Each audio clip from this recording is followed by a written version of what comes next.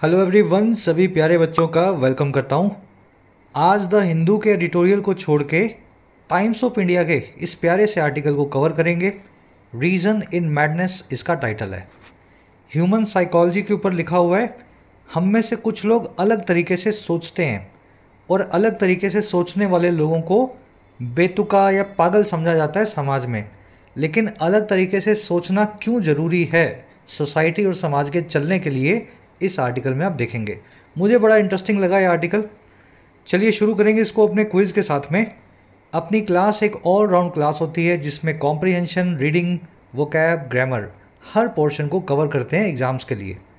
तो पूरे मन से क्लास को लिया करो और जो भी आप सीखेंगे इस क्विज़ पे क्लास के लास्ट में आपको अप्लाई करना है। सॉल्यूशंस भी आपको वहीं करवाऊंगा at the end of the class. आइए लेक्चर को शुरू करें।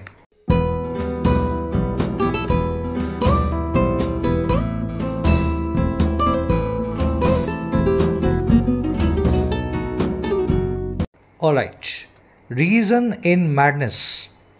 देखिए, मैड मतलब पागल, मैडनेस मतलब पागलपन, और रीज़न, ये जो वर्ड है ना रीज़न, इसके दो मीनिंग्स हैं अंग्रेजी में। पहला मीनिंग है किसी चीज़ का कारण। आप पूछते हो ना भाई क्या रीज़न है, क्या कारण है, ऐसा क्यों हुआ, ये तो है कॉमन सा मीनिंग। दूसरा रीज़न वर्ड का जो अनकॉमन मीनिंग है वो होता है लॉजिक, किसी चीज़ के अंदर का तर्क या तुक। इसी से वर्ड बना है रीजनेबल, ऐसी चीज़ जो लॉजिकल हो, जो तुक बनने वाली हो, जो सही लगे सुनने और देखने समझने में। तो रीजन यहाँ पे कारण की बात नहीं कर रहा, लॉजिक की बात कर रहा है, तर्क की बात कर रहा है। कह रहा है मैडनेस में, पागलपन में भी कुछ रीजन जरूर होगा, कोई ना कोई लॉजिक आपको जरूर मिलेगा। चलिए टाइटल पैराग्राफ को देखते हैं।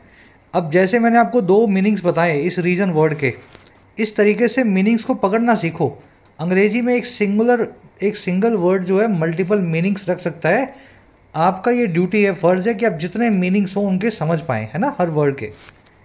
कह रहा है our so called irrational decisions often reflect deeper human needs, emotions and adaptability.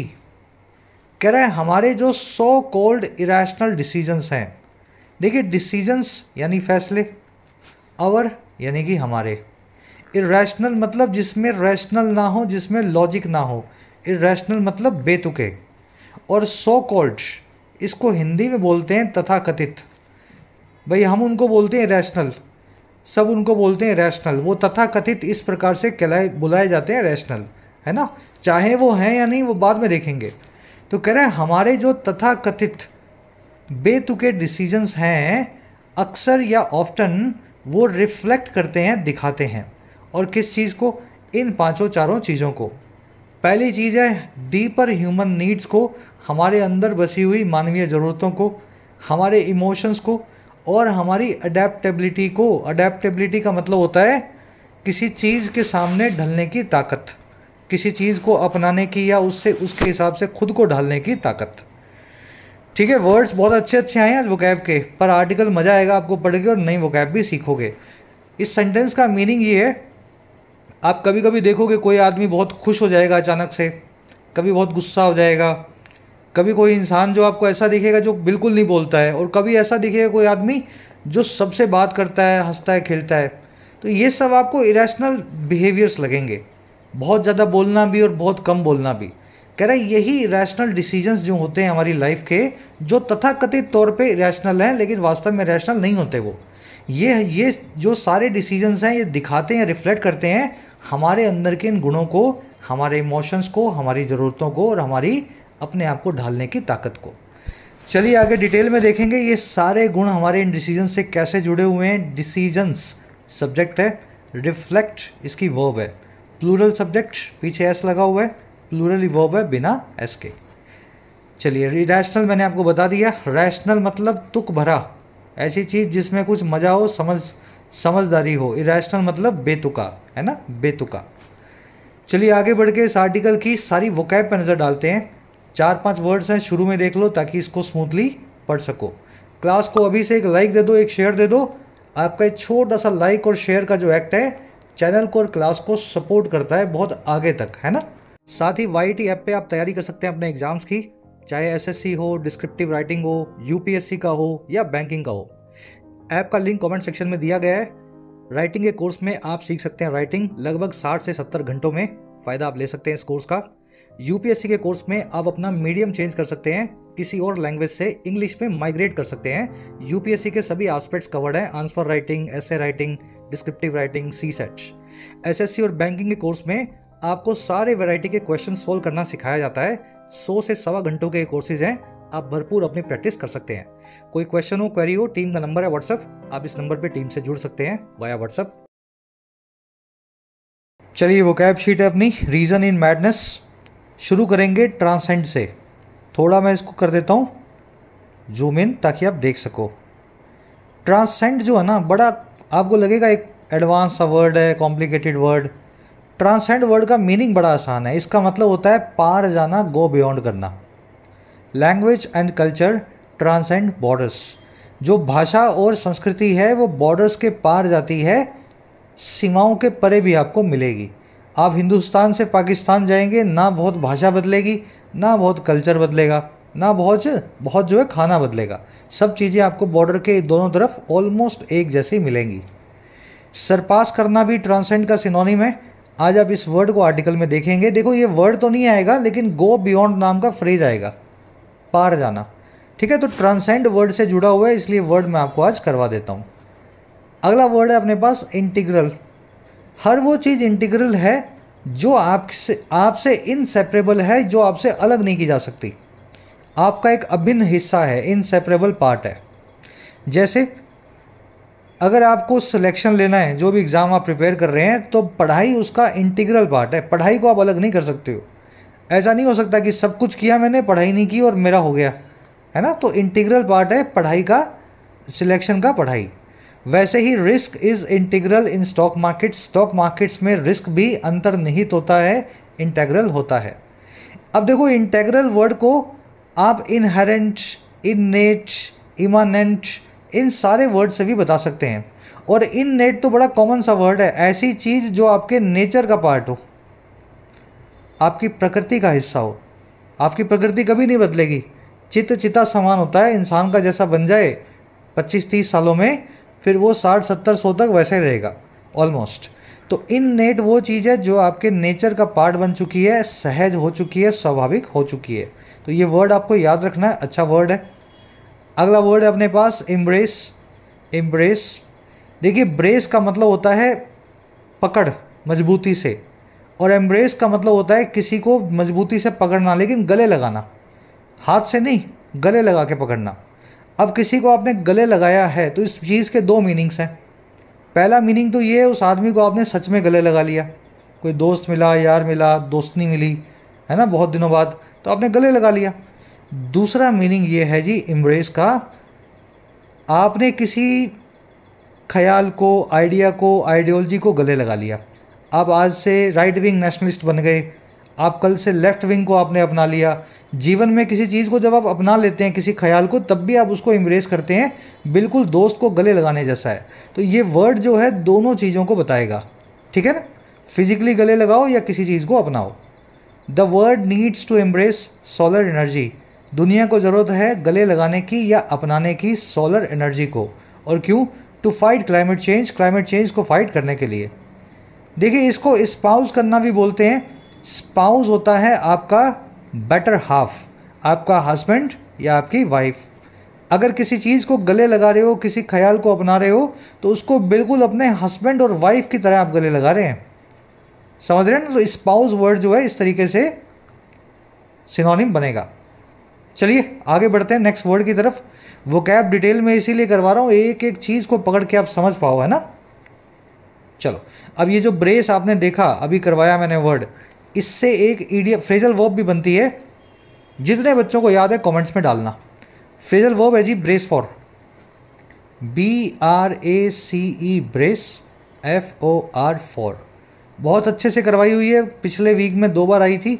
Brace for phrasal verb का मीनिंग सभी बच्चे कमेंट्स में डालें, मुझे भरोसा है ज़्यादातर बच्चों को आता होगा, क्लास के बीच में कहीं करवाऊंगा। चलिए अगला वर्ड है इम्पल्सिव।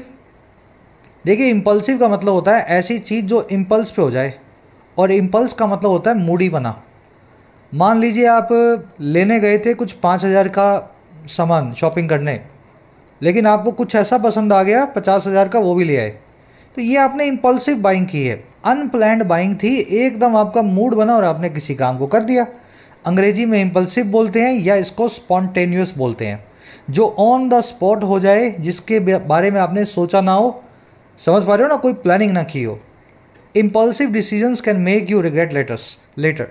इम्पल्सिव डिसीजंस जो हैं, ऑन द स्पॉट किए हुए डिसीजंस जो हैं, वो आपको बाद में रिग्रेट करवाते हैं, आगे जाकर के उनका पछतावा आपको हो सकता है। इम्पल्सिव को ऑफ हैंड या ऑफ द कफ भी बोलते हैं। ये दोनों ईडियम्स जब ये वर्ड आएगा ना स्पॉन्टेनियस, वहाँ डिटेल में करवाऊंगा, ठीक है। स्पॉन्टेनियस नाम का वर्ड आर्टिकल में देखेंगे। चलो, स्पॉन्टेनियस पब्लिक स्पीकिंग करनी पड़ती है आपको कभी कभी, जैसे आपको स्कूल में कॉलेज में अचानक से किसी बात पे बोलना पड़े, है ना। कभी भी स्कूल में आगे बुला लेते ना प्रेयर में कि आज इस बारे में ये बताएगा, आज ये लड़का या लड़की जो है इस बारे में भाषण देगा। तो कभी कभी आप जब अनप्लैंड स्पीकिंग करते हैं पब्लिक में, तो वो स्पॉन्टेनियस होती है, इम्पल्सिव होती है। चलिए अगला वर्ड है लास्ट अपना, डिफाई। अगर कोई ऑर्डर मिला हो अथॉरिटी से, सरकार से, कोर्ट से, पुलिस से, स्कूल के प्रिंसिपल से, कॉलेज के प्रिंसिपल से, और आप उसको ना माने, तो इसको अंग्रेजी में बोलते हैं डिफाई करना, चैलेंज करना, डिसरिगार्ड करना किसी ऑर्डर या अथॉरिटी को। Defying the lockdown, some people were roaming in the streets. Lockdowns को चैलेंज करते हुए, डिसरिगार्ड करते हुए कुछ लोग गलियों में घूम रहे थे, रोम कर रहे थे। ROAM, रोम करना यानी घूमना फिरना, या देसी भाषा में बोलते हैं धक्के खाना, ठीक है, मतलब वैंडर करना, इधर उधर घूमना बिना किसी पर्पस के। तो लॉकडाउन्स के लगने के बावजूद उनको डिसरिगार्ड करते हुए कोविड में कुछ लोग सड़कों में घूम रहे थे। चलिए, अवहेलना करने को, डिफाई करने को fly in the face of करना भी बोलते हैं। किसी चीज़ की बात, किसी चीज़ को मानने से मना कर देना, है ना। Fly in the face of police, fly in the face of the government, इस तरीके से ये ईडियम यूज़ होती है। आज ये वर्ड आप डिफाई आर्टिकल में देखेंगे। पांचों ही वर्ड्स बहुत अच्छे लेवल के हैं। आज मेंस लेवल की वोकैब आई है। जल्दी से आ जाओ आर्टिकल पे, एक समरी आपको दें किस बारे में लिखा हुआ आपको पता लगे। एक छोटा सा एग्जांपल दूंगा मैं आपको। आप मान लीजिए आज से 2000 साल पहले किसी जंगल में, हम सभी जंगल में ही थे, हमारे पूर्वज। आप जंगल में बैठे हैं, रात का वक्त है, और अचानक से पेड़ों के पत्तियों की हिलने की आवाज़ आए, ठीक है। अब पेड़ों के पत्तों के हिलने की आवाज़ के कई कारण हो सकते हैं। एक कारण ये हो सकता है कि कोई जंगल में कोई शेर आ गया, कोई जानवर आ गया, सांप आ गया। एक कारण ये हो सकता है कि हवा चली ज़ोर से, हवा से पत्तियां हिलने लगी। एक कारण ये हो सकता है कि आपके घर परिवार का कोई आदमी हो, कोई दूसरा आदमी हो जो वहाँ से गुजर रहा हो। लेकिन सबसे पहले आपका शक जाएगा कि शेर आ गया या सांप आ गया। ऐसा क्यों? इसको हम अंग्रेजी में बोलते हैं कॉग्निटिव बायस। और कॉग्निटिव बायसेस का मतलब होता है कुछ ऐसे शॉर्टकट्स जो हमारे कॉग्निशन से, समझ से रिलेटेड हैं, जो हमारी जान बचा दें या हमारा वक्त बचाएं। पहले के टाइम में जान बचाने की बात थी, आजकल वक्त बचाने की बात है। जान तो सबकी महफूज है ना। तो कॉग्निटिव बायस हमारे दिमाग में चल रहे हैं हमेशा से, और यही कॉग्निटिव बायसेस आप कभी कभी देखते हैं इर्रेशनल बिहेवियर में। जब आपको कोई न्यूटन, अल्बर्ट आइंस्टाइन जैसा एक सनकी साइंटिस्ट दिखता है, लुडविग बेथोवन जैसा एक सनकी पियानिस्ट दिखता है ना, कोई सिंगर दिखता है, हर आर्टिस्ट में आपको सनक जो पागलपन है दिखेगा। हमारा आर्टिकल कह रहा है कि ये पागलपन और ये कॉग्निटिव बायस इंसान की डेवलपमेंट का हिस्सा है। कभी भी किसी चीज़ को बेतुका मत बोलो। बेतुकेपन से ही कुछ नया निकला है, जब भी कुछ निकला है, और ये बहुत ज़रूरी है समाज में होना। सब कुछ अगर लॉजिक से और तुकबंदी से चलने लगा तो बहुत बोरिंग हो जाएगी दुनिया, और कुछ नया आप नहीं देख पाएंगे, ठीक है। तो बड़ा अच्छा आर्टिकल है आज का लिखा हुआ। टोन है आज के रिफ्लेक्टिव, अपने अंदर रिफ्लेक्ट करके झांक के देखने वाली टोन है, सेल्फ रिफ्लेक्टिव टोन बोलते हैं। और दूसरा है फिलॉसफिकल, थोड़ा फिलॉसफी और दार्शनिक पने की बात करेगा फिलॉसफिकल टोन में। चलिए शुरू करें, इंटरेस्टिंग लगेगा, जैसे पढ़ा रहा हूँ साथ साथ पढ़ते जाना। कह रहा है जी, people often choose partners for reasons that make little sense to outsiders. कह रहा है लोग अक्सर चूज करते हैं पार्टनर्स को। पार्टनर मतलब आपका बिजनेस पार्टनर, आपका class partner, room partner, life partner.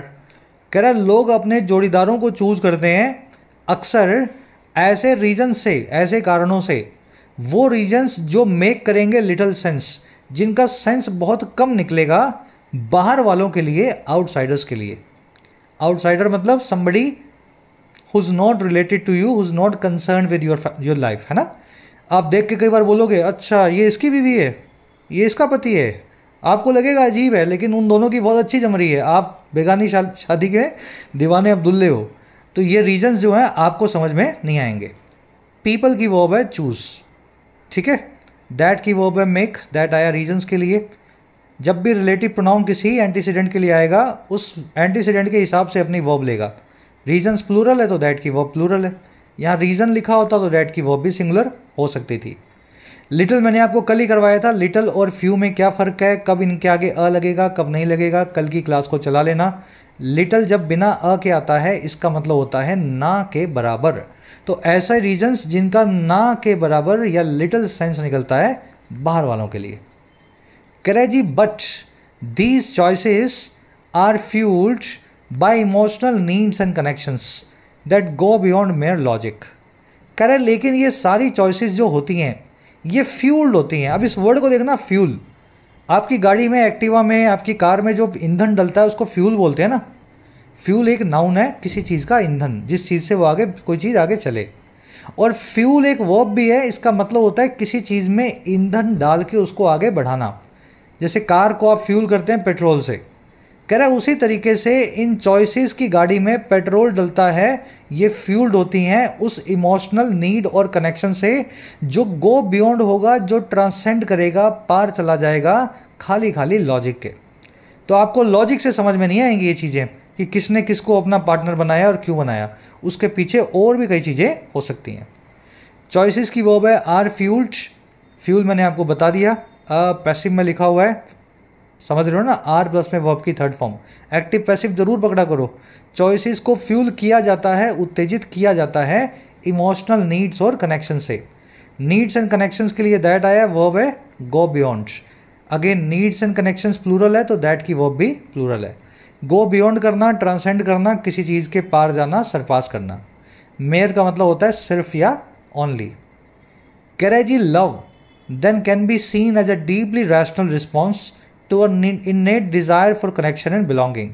कह रहा है इस प्रकार से अगर लव को देखें तो इसको देखा जा सकता है, इट कैन बी सीन, एक बहुत गहरा लॉजिकल रिस्पॉन्स हमारे सहज इन्नेट डिज़ायर का, ख्वाहिश का, जो है कनेक्शन और बिलोंगिंग की। समझ गए ना। आपको किसी का प्यार बेतुका लग सकता है, लेकिन उस आदमी के लिए बहुत तुक वाला प्यार है, वो रैशनल है उसके लिए, क्योंकि वो डीप है, उसके अंदर के हिसाब से, उसके इननेट डिज़ायर के हिसाब से है। समझ रहे हो ना। उसको शायद उस इंसान में ऐसा आदमी या ऐसी औरत दिखी जिससे उसके डिज़ायर्स फुलफिल होते हैं, डीपर डिज़ायर्स। तो ये एक बहुत रैशनल रिस्पॉन्स हो सकता है प्यार का भी। रैशनल आप समझते हैं जो लॉजिकल हो, जिसमें तुकबाजी हो। चलिए, लव की वर्ब है कैन बी सीन। इननेट मतलब जो इनहेरेंट हो, इमानेंट हो, कुदरती हो, सहज हो, आपके इनसेपरेबल हिस्सा हो, अंदर का पार्ट हो। आगे बढ़े।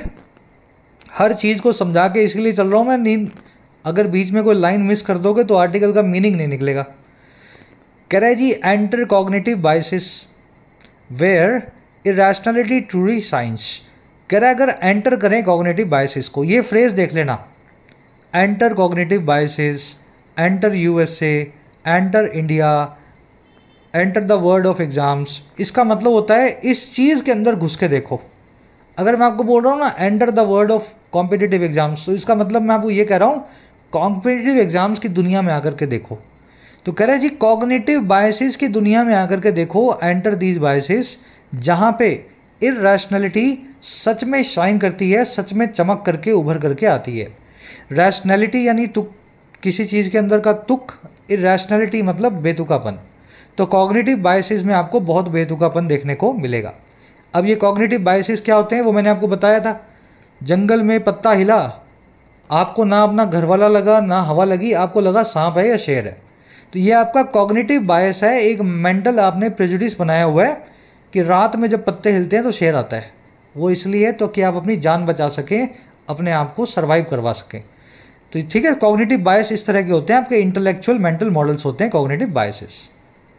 कह रहे जी इसमें क्या होता है, कह रहे these mental shortcuts of although often misleading are crucial for navigating a world. कह रहे ये कॉग्निटिव बायस जो हैं ये मेंटल शॉर्टकट्स होते हैं जो अक्सर, हालांकि अक्सर मिसलीडिंग होते हैं, आपको बरगलाने या भटकाने वाले होंगे, लेकिन फिर भी वो क्रूशियल हैं नेविगेट करने के लिए, गुजरने के लिए एक दुनिया से एक वर्ड से। और कौन सा word, that doesn't come with a user manual, एक ऐसी दुनिया जिसका कोई यूज़र मैनुअल नहीं है। यूज़र मैनुअल समझते हो आप, नई मिक्सी ले लो, वॉशिंग मशीन ले लो, एसी ले लो, तो एक मैनुअल आएगा कि एसी को ऐसे ऑन करें, ऐसे ऑफ करें, ऐसे साफ़ करें, गाड़ी को ऐसे चलाएं, है ना। दुनिया में जब आते हो तो कोई यूज़र मैनुअल आपको नहीं मिलता। जंगल में कैसे जियोगे, कैसे अपनी जान बचाओगे, इसका कोई यूज़र मैनुअल भगवान ने आपको, खुदा ने दिया नहीं है। तो कह रहा है ये मेंटल मॉडल जो हैं ये अक्सर मिसलीडिंग होते हैं, लेकिन ज़रूरी हैं एक ऐसी दुनिया में ज़िंदा रहने के लिए जिसका कोई गाइड बुक या यूज़र मैनुअल भगवान ने बना करके नहीं दिया। शॉर्टकट्स की वर्ब है आर, दैट की वर्ब है डजंट कम। दैट आया है अ वर्ड के लिए, हमारी दुनिया के लिए। नेविगेट करना यानी किसी चीज़ से गुजरना, किसी चीज़ को पार करना, किसी दरिया को, समंदर को, है ना, नेविगेट करना। कह रहे जी take the availability heuristic for example. कह रहे जी एग्जाम्पल के लिए इसी मेंटल बायस को ले लो, कॉग्निटिव बायस को, जिसका नाम है अवेलेबिलिटी ह्यूरिस्टिक। अब ये क्या करता है, कह रहे जी it tricks us into overestimating the likelihood of events based on how easily we can recall them.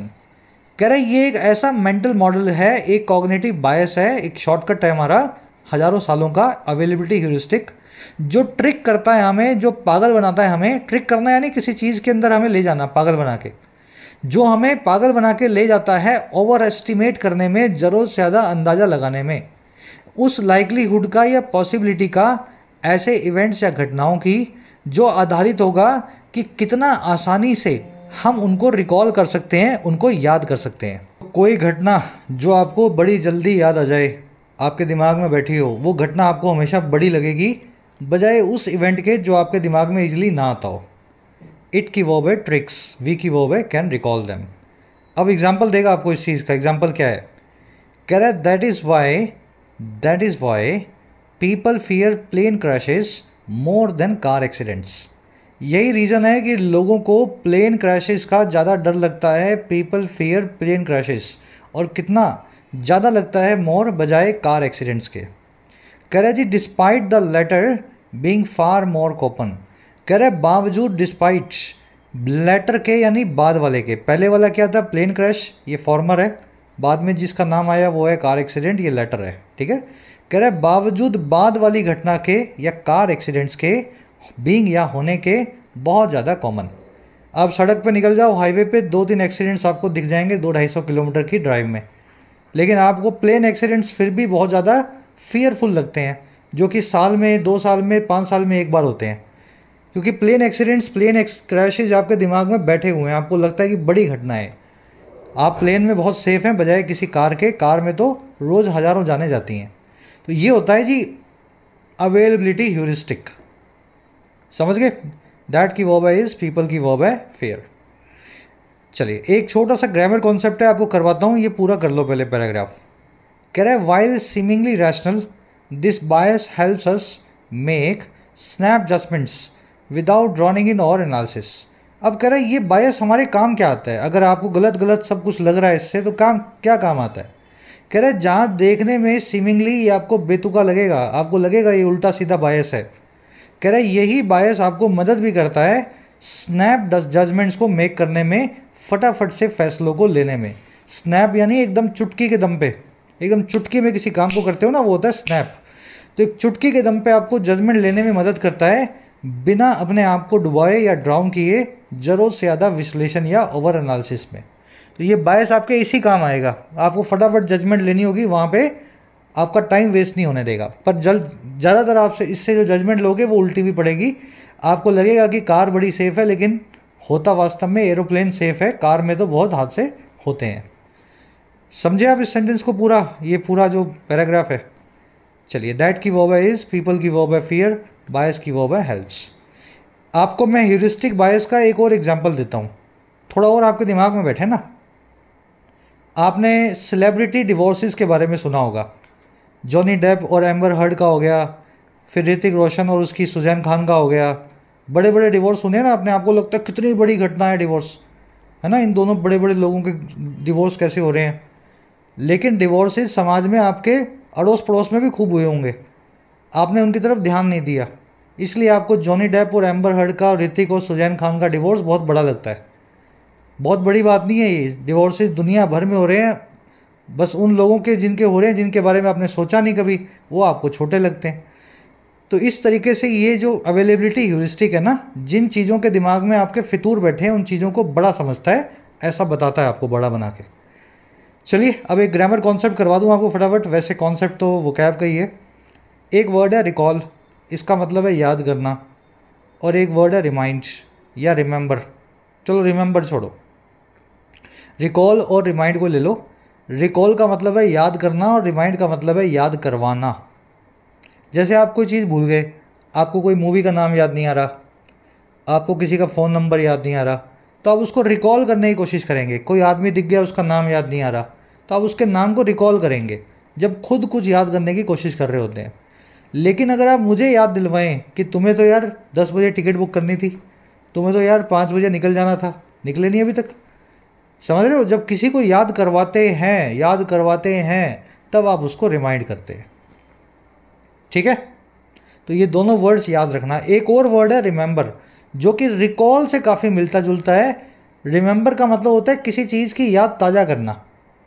जैसे आपको किसी की याद आ रही है, किसी घर वाले की याद आ रही है, किसी पुरानी मेमोरी की याद आ रही है, समझ रहे हो ना, आपको अच्छे से दिमाग में कोई चीज़ आ रही है आपके, आप उसको रिमेंबर कर रहे हो।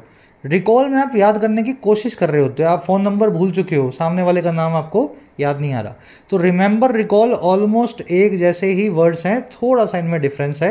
रिमेंबर में चीज़ें आपके दिमाग में हैं, आप उनकी याद को ताज़ा कर रहे हैं। रिकॉल में आपके दिमाग में नहीं है, आप उनको याद करने की कोशिश कर रहे हैं। चलो सेंटेंस बनाते हैं, फिर आपको मीनिंग समझ में आएगा कैसे यूज़ करना है। कैन यू रिकॉल या remind me to call the doctor tomorrow. क्या तुम मुझे याद दिलवा सकते हो डॉक्टर को कल कॉल करना। किसी को कुछ याद दिलवाना है, मुझे आप याद दिलवाएंगे, दिलवाने के लिए यूज़ होगा रिमाइंड। तो can you remind me. Easy है ना।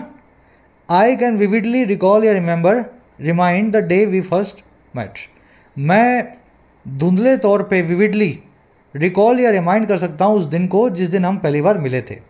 विविडली मतलब एकदम दिमाग में कलरफुल सी एक पिक्चर इमेज बनी हुई है, सब कुछ रियल नहीं है, धुंधला सा है, एकदम कार्टूनिश वे में है ना। तो मैं एक धुंधली तस्वीर के तौर पे, कलरफुल धुंधली तस्वीर के तौर पे याद कर सकता हूँ कि हम कैसे मिले थे। अब मैं खुद याद करने की कोशिश कर रहा हूँ भाई साहब। आई कैन विविडली क्या रिकॉल। चलिए मेरे ख्याल से इसको कभी आप नहीं भूलेंगे। अब जल्दी से देख लेना, होमवर्क के लिए 2 क्वेश्चंस आपके सामने। रिकॉल रिमाइंड है ना, सही वर्ड को दोनों ब्लैंक्स में आपको डालना है।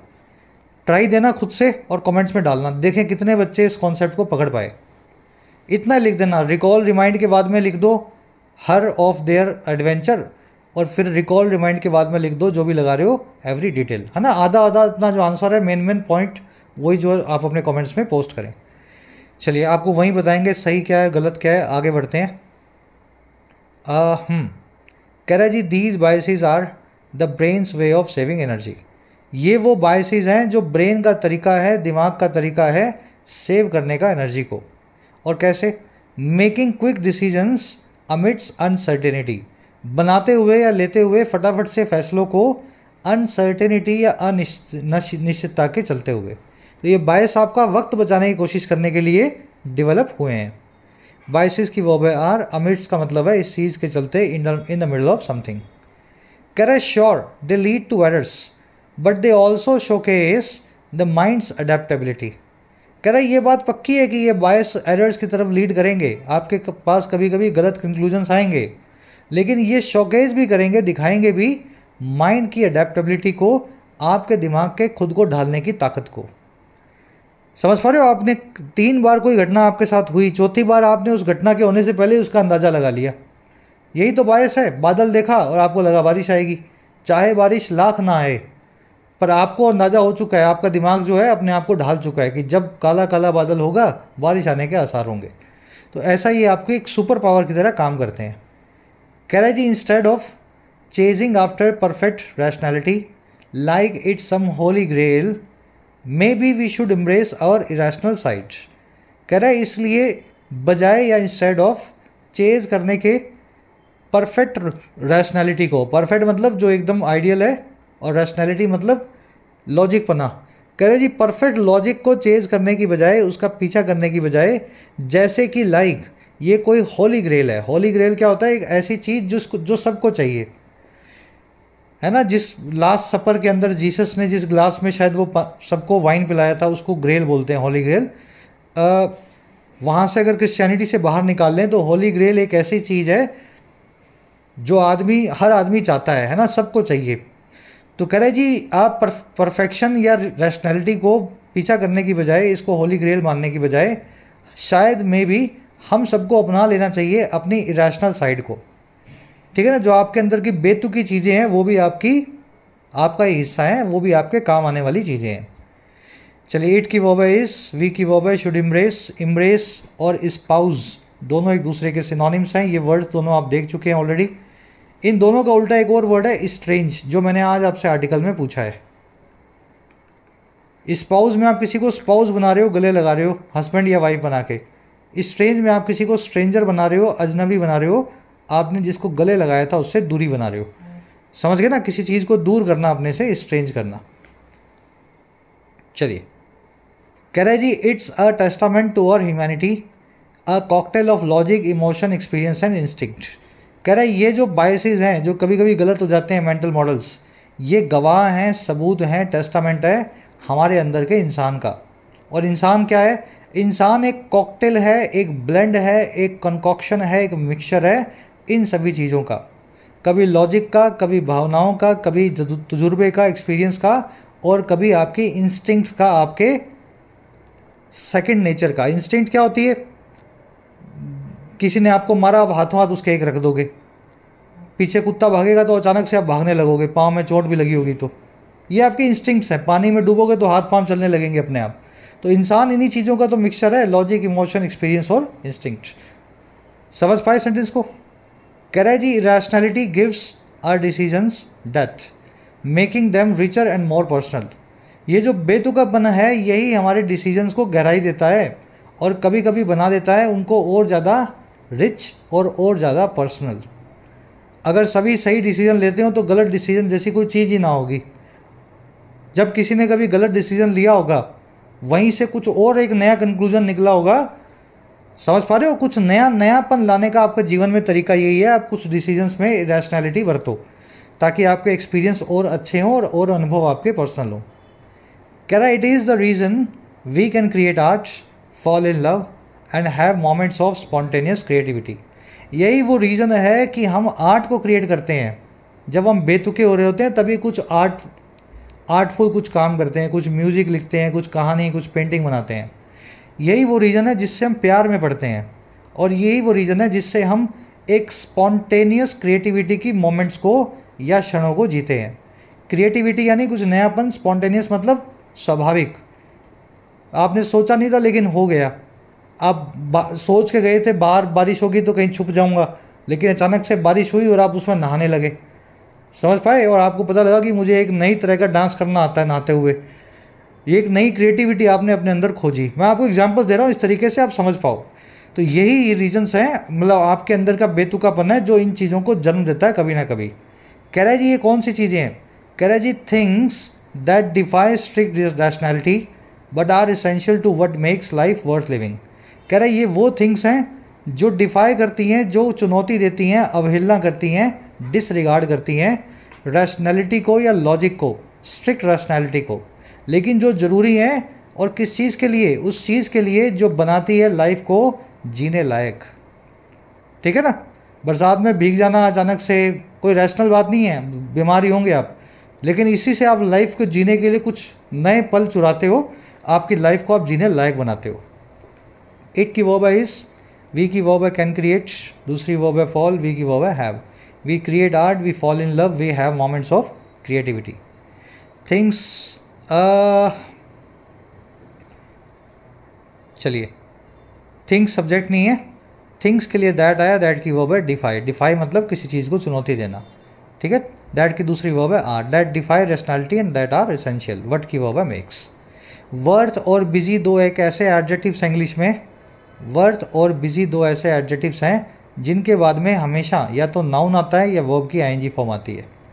याद है ना ये concept, worth living, worth reading, worth singing, worth going. आप पढ़ने में बिजी है तो यू आर बिजी स्टडिंग। दोनों के बाद याद रखना नाउन लग जाए तो ठीक है, नहीं तो वर्ब को आईएनजी फॉर्म में ही लगाया जाता है। चलिए, स्पॉन्टेनियस वर्ड जो है इससे दो अच्छे अच्छे इडियम्स बनते हैं, of the hand, of hand और ऑफ द कफ, ठीक है। ऑफ द कफ और ऑफ हैंड दोनों का मतलब क्या है, बिल्कुल आपने प्लानिंग नहीं किया था कोई काम, आपने बस आपको खड़े पांव कोई काम आया और आपने उसको अपने हिसाब से अपने अंदाज में कर दिया, ठीक है। ऑफ द कफ मैंने आपसे आज आर्टिकल में पूछा है, आज के क्विज में पूछा है। इससे मिलती जुलती एक और इडियम है ऑन द कफ, जिसका इससे कोई कनेक्शन नहीं है। ऑन द कफ का मतलब होता है जी उधार में या ऑन क्रेडिट। कोई आपसे पूछ ले ये कार कैसे ली, तो आप बोलेंगे भाई साहब कार मैंने उधार में ली है, लोन करवा के ली है, ऑन द कफ ली है। चलिए, ये आज के क्विज में आपसे पूछे हुए वर्ड्स हैं सारी इडियम्स। आगे बढ़ेंगे, लास्ट पैराग्राफ कह रहा है जी सो आर यू रैशनल, तो क्या आप बेतुके हैं, आपसे सवाल पूछ रहा है। कह रहा है एब्सोल्युटली, बिल्कुल हैं आप। एंड नो नॉट रियली, और कह रहा है सच में आप नहीं भी हैं। आपको जो बेतुकापन लग रहा है वही बेतुकापन ही आपको इंसान बनाता है। आप अगर इंसान है तो आप अपने आप को बेतुका मत बोलें। कह रहा है जी maybe the real issue is with the question itself, शायद जो सही मुद्दा जो है वो सवाल के साथ है।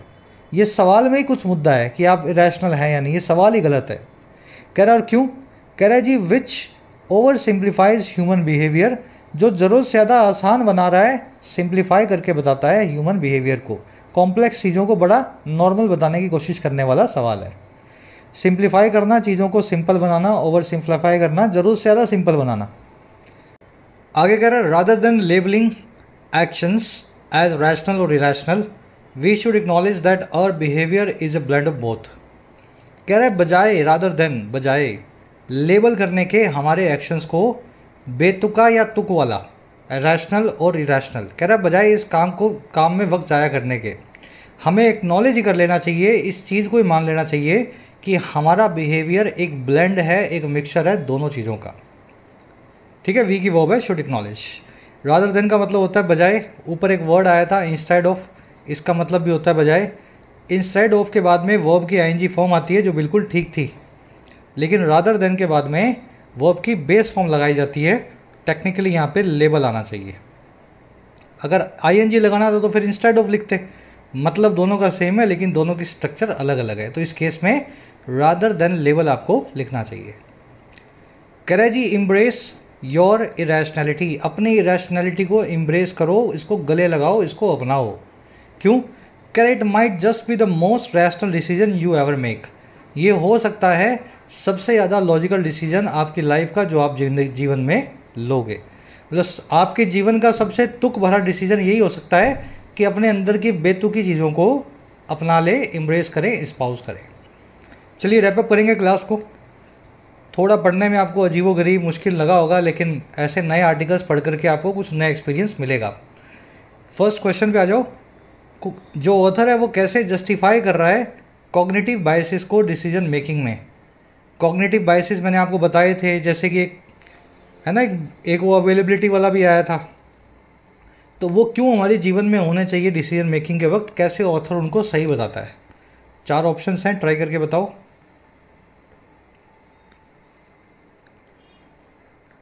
खुद से ट्राई करना है, एक बार वीडियो को पॉज कर लेना, आंसर्स मैं करवा रहा हूँ आपको सभी के। देखिए ये इसलिए ज़रूरी है क्योंकि ये हमारे को डिसीजन फटाफट करवाता है, एनर्जी को सेव करके, मेंटल एनर्जी को, और अनसर्टेनिटी को हम नेविगेट कर पाते हैं, ठीक है ना। इसलिए कॉग्निटिव बायस जो है कहीं कहीं हमारे काम के भी होते हैं। चलिए, इनमें से कौन सा पेयर जो है वो एक वैलिड कंपैरेटिव नहीं है अवेलेबिलिटी ह्यूरिस्टिक का। वो याद है ना, प्लेन क्रैश, कार क्रैश। तो प्लेन क्रैश आपको ज़्यादा खतरनाक लगता है, डेंजरस लगता है, क्योंकि आपने उनके बारे में सुना है। कार क्रैशेस के बारे में आप रोज़ नहीं सुनते हो, तो इनमें से कौन सा ऐसा पेयर है जो ह्यूरिस्टिक बायस का या अवेलेबिलिटी ह्यूरिस्टिक का एग्जाम्पल नहीं है? नहीं है। चलो खुद से एक बार ट्राई देना, मेंस लेवल का क्वेश्चन है भाई, गलत ही होगा आपका, मुझे लग रहा है गलत होगा। ए, बी और सी दोनों ह्यूरिस्टिक जो है अवेलेबिलिटी ह्यूरिस्टिक के एग्जाम्पल हैं, लेकिन डी नहीं है। आपको एग्जॉटिक डिजीज़ से ज़्यादा डर लगेगा सीजनल फ्लू के मुकाबले। आपको सुनने में लगेगा ये मॉन्की पॉक्स आ गया, फलाना पॉक्स आ गया। मॉन्की पॉक्स देश में 50 लोगों को होने वाला है ना। और ये जो फ्लू है ये 5 लाख लोगों को होते हैं, हर महीने होते हैं, जिनमें से हज़ारों की जान भी चली जाती है। लेकिन ये आपको गंभीर नहीं लगते, क्योंकि जिस चीज़ के बारे में आप न्यूज़ में पढ़ते हो वो आपको ज़्यादा गंभीर लगती है। फ्लू मतलब जुकाम। तो ये आपका एक अवेलेबिलिटी ह्यूरिस्टिक का एग्जाम्पल है। फिर वो सेलिब्रिटी डिवोर्स वाला तो आपको बताया ही था मैंने, है ना। आपको ऋतिक और सुजैन का डिवोर्स बहुत बड़ा लगेगा, लेकिन डिवोर्स आपके गली मोहल्ले में भी खूब हो रहे हैं, आपने उनके बारे में सुना नहीं है, जब रोज़ आप उनके बारे में सुनते नहीं हो। फिर आपको चाइल्ड किडनैपिंग बहुत बड़ा इशू लगेगा, बच्चे को पकड़ लिया, उठा के ले गए, बच्चे को चुरा लिया। लेकिन घरों में हर 10 में से 8 बच्चों की जो नेगलेक्ट होती है, बच्चों की ज़रूरतें पूरी नहीं होती हैं, बच्चे ट्रॉमा से गुजरते हैं, जिसकी बात नहीं होती है, उस चीज़ के बारे में आप ज़्यादा सोचते नहीं हैं। चाइल्ड किडनैपिंग जो लाख में से एक की होती है वो आपको ज़्यादा खतरनाक लगती है। ये जो चौथा है ये रीसेंसी बायस है, ये एक अलग बायस होता है, जिसमें आपने जो आजकल सुना होता है बस वही आपके दिमाग में रहता है, पुराना आप भूल जाते हो। कोलकाता का केस हुआ, आप निर्भया वाला केस भूल जाओगे, है ना। कुछ फिर और कुछ होगा, फिर कोलकाता वाला भूल जाओगे। तो जो आपने हाल में सुना होता है वो आपकी मेमोरी में बैठ जाता है और पुराना आप भूलते जाते हो। चलिए, थोड़ा कॉम्प्लिकेटेड क्वेश्चन था, डी आंसर बनेगा इसमें। This is not an example of availability heuristic. अब ये क्वेश्चन है वोकैब के, फटाफट ट्राई दे लो इनको। Off the cuff, on the cuff, transcend का मीनिंग, एम्ब्रेस का एंटोनिम, और fly in the face of something या समवन। पांचों आपको करवाएं अच्छे से, vocab words, idioms, phrases, try दे लेना इनको। लास्ट में आपको 3 एरर्स मिलेंगी। पहली मिलेगी इस वर्ड के आसपास, दूसरी आपको मिल सकती है इस वर्ड की वजह से, और तीसरी ज़रूर मिलेगी इस वर्ड के कारण। सभी क्वेश्चंस के आंसर्स फर्स्ट कमेंट में डाल दिए गए हैं, इस वीडियो के फर्स्ट कमेंट से जाके चेक करें। आउट ऑफ 10 कितने मार्क्स मिले ज़रूर से बताना। कल की क्लास में आपसे लेंगे मुलाकात। आज की क्लास आपको कैसी लगी? जिन बच्चों ने पूरी देखी है और इंटरेस्टिंग लगी तो लिख करके बताना, सर PDI पूरा देखा मैंने और इंटरेस्टिंग लगा, इस तरह के आर्टिकल्स और लाए जाएँ। चलिए, अंटिल देन साइनिंग आउट। कल आपसे लेंगे मुलाकात कल की क्लास में। जिन बच्चों को कोर्सेज की ज़रूरत है, एक्स्ट्रा क्लासेस की ज़रूरत है, you can take the benefits of the courses. Application को डाउनलोड करें, YT ऐप को। आपको राइटिंग का, SSC का और बैंकिंग का, इनफैक्ट UPSC का भी कोर्स मिल जाएगा। अफोर्डेबल कोर्सेज हैं, मेहनत करना चाहते हैं तो ऐप को डाउनलोड करें, कमेंट सेक्शन में लिंक रखा गया है, you can take the benefits. चलिए, अंटिल देन साइनिंग आउट।